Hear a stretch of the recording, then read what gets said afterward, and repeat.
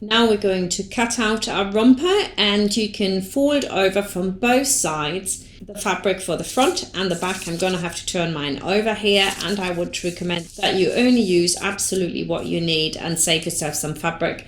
Smaller sizes, you will probably get 2 rompers out, at least, out of the length that is in your plan on how much fabric you need, because obviously we need the length, we can't not have that, but we'll get out a lot more on the smaller sizes, so you probably can make 2 or even 3 rompers depending on whether you have the sleeves as well in the same fabric or not. And then you cut out and make sure that you have the scissor on the left hand side of the paper pattern, and then the left hand can actually kind of hold the fabric for you. Obviously you can cut from the other side as well, and I do that, but just bear in mind that cutting it from the left side of the paper for a right-handed person is way easier. And that now gives me my full piece, and of course I have to do the same with the other part of my lovely little romper, so I do that as well. And make sure that you have, if you have a pattern, that you cut it in the right direction. And now I'm going to do the front, so you can do it from the same side or from the other side coming in, folding over your fabric like it is on my layout plan. And I'm using these lovely little weights that I got from England, from a little shop on Etsy. I think they're really cool. And we're cutting this one out as well, so you get a complete piece. And one of these little weights even says Frocks and Frolics. I think that's really cool. There we go.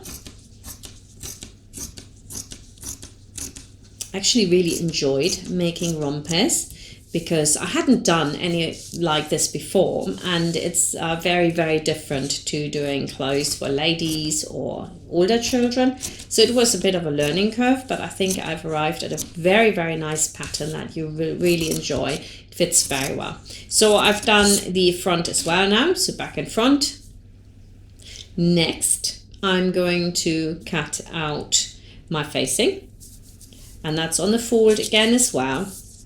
I'm just going to put this on here. You can see that I try to waste none of my fabric. I'm just like, oh, no. The more I have left over, the better.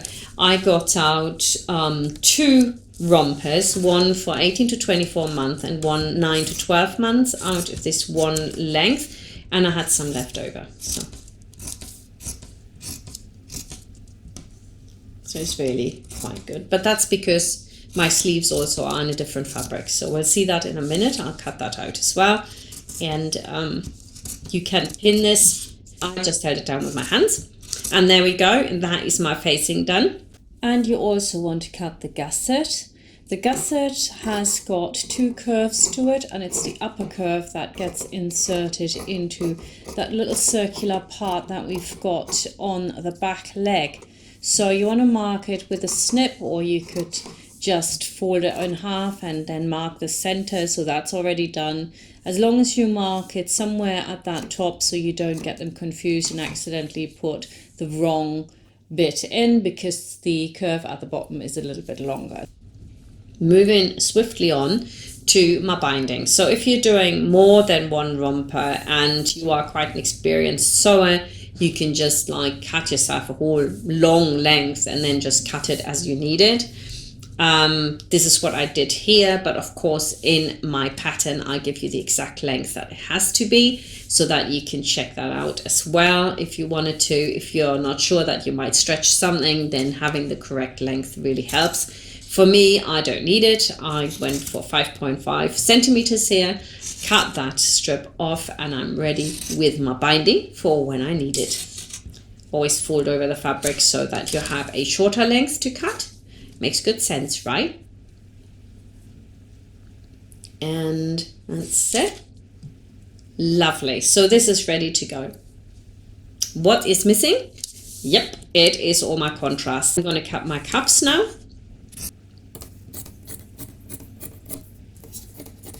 I'm just going to cut this all off here so it's easier for me.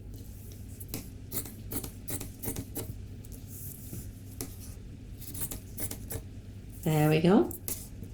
The other side. Lovely. And my little cuff. I actually really like this ribbed fabric. It wasn't fabric particularly knitted for being a cuff, so you can get special fabric for that. This was just ribbed fabric. Really liked it, and you can also make the whole romper out of this fabric. I think it would be really cool as well.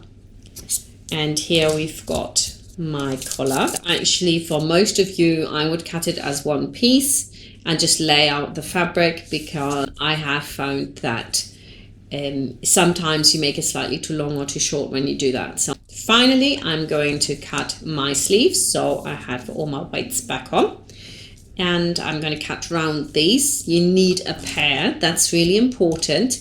So I folded over my fabric, which does it automatically. If you have a really slim piece of fabric cutting out from maybe 110 centimeters wide only, and you're cutting your sleeve singularly, then make sure that you flip over your pattern piece so you end up with a pair and not two that are the same. Very important also is that you snip the front so you don't get confused with back and front, because it will not sit very nicely. The shorter part obviously has to face towards the front, just a quick snip, and you won't get it wrong. There we go, all cut out. Open this up so we can see it. So I have my pair here. So now we can start sewing. See you over there.